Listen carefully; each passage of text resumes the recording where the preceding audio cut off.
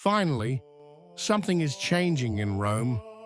After years of controversy and ambiguity, Leo XIV has publicly corrected two of the most controversial points of the previous pontificate, two wounds that have divided the faithful and confused the Church. Stay with us until the end.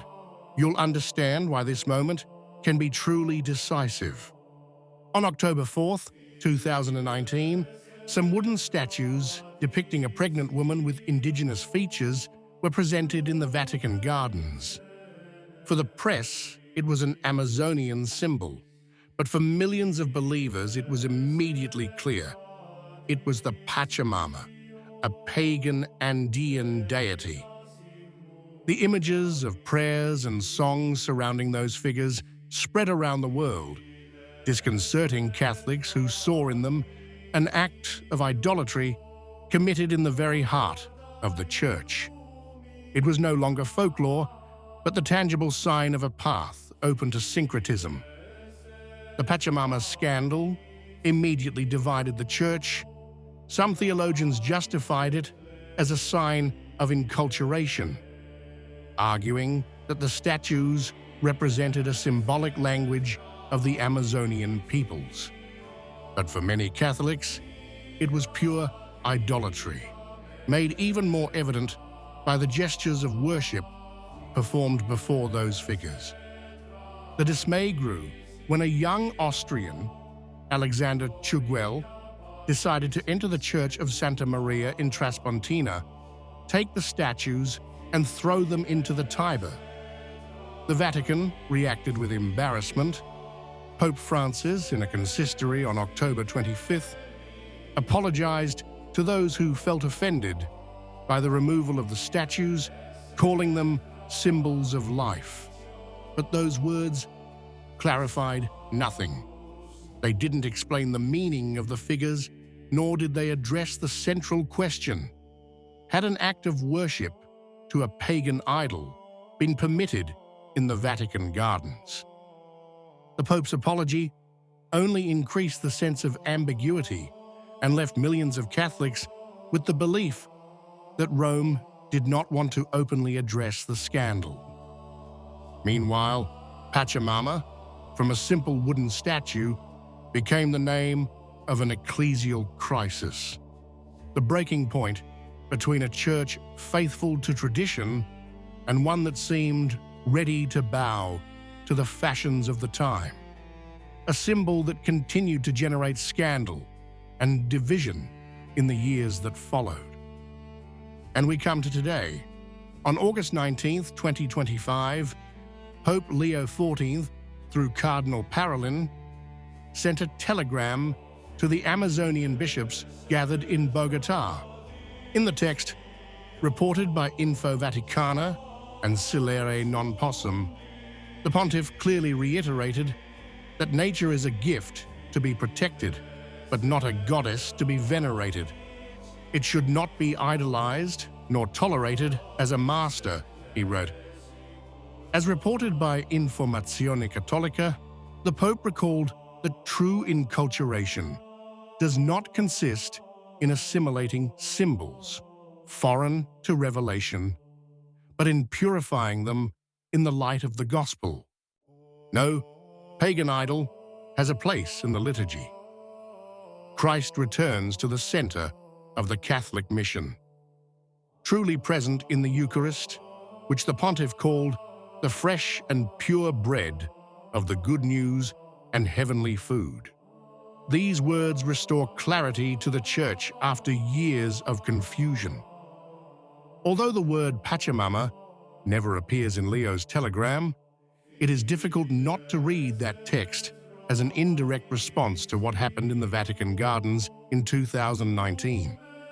The Pope speaks of nature as a gift to be protected and warns against turning it into an object of worship. Now, if nature should not be deified, it's logical that Pachamama, the pagan deity of the earth and fertility, fits squarely into this condemnation. Leo XIV did not want to bind himself to a name that carried with it years of controversy, but he outlined a universal principle that leaves no room for equivocation. Any cult that puts the earth in place of God is idolatry. For this reason, several Catholic observers have emphasized that even without naming it, the Pope has definitively closed the Pachamama era. There's no need for an explicit citation. The substance of the message suffices to place it within the warning. After having brought clarity to the question of the nature and worship of idols, Leo XIV addressed another issue that had divided the Church for years. The idea, never formally proclaimed but often hinted at, of an empty hell. A diatribe that had ignited under Francis when on several occasions the hope that all would be saved had been insisted upon, to the point of presenting Judas as a brother who should not necessarily be considered lost. In those times, there was no shortage of symbolic references. On the Pope's desk, there was even a small medieval sculpture depicting Christ carrying Judas on his shoulders, like a good shepherd who abandons no one. For many believers, that choice was interpreted as a clear message. Judas would not be damned, hell would perhaps be empty, and salvation would ultimately be guaranteed for all. Last week, during the general audience of August 13, 2025, Leo XIV did not directly deny his predecessor's words, but his teaching was unequivocal. He recalled that Judas, after the betrayal, not only sinned gravely, but also closed himself in despair, refusing forgiveness that was within his reach. Judas has excluded himself from salvation, he stated clearly. Not a diplomatic formula, but a statement that puts an end to ambiguity. There's no trace of practical universalism in these words. God's mercy is infinite, but it doesn't operate automatically. It requires man's free acceptance. Peter, despite having denied Christ, wept bitterly and was raised up by grace. Judas, however, blinded by despair, took his own life, and with that act, rejected mercy. This is the line that the fathers and doctors of the Church have always transmitted, from St. Augustine to St. Thomas, and which today is recovered without hesitation. Just as he did not name the Pachamama, but clearly excluded its cult with a universal principle, in the same way, Leo XIV did not frontally attack his predecessor, but re-established the traditional doctrine on damnation. There's no need for diplomatic rhetoric. Those who reject God's mercy to the very end are lost. His lesson is clear. Not everyone is automatically saved, hell is not an empty concept, and the drama of human freedom remains real. With this second implicit correction, the Church once again speaks clearly about the afterlife, reminding the faithful that salvation is a free gift, but not an obligation. An uncomfortable truth for the theologians of everyone in heaven, but liberating for those who still believe that the Christian message is not a consolatory story, but rather a serious call to conversion.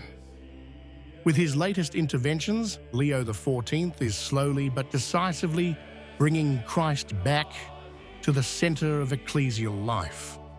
First, the implicit correction on the cult of nature, then the clear reminder of the reality of sin and salvation. These are signs that restore confidence in many of the faithful. It's the beginning of a journey, not yet the final word. For the rest, all that remains is to wait. The Pope has shown the direction. Now we need to see how this approach will be confirmed and translated into concrete actions. What do you think? If you liked the video, comment Amen. God bless you.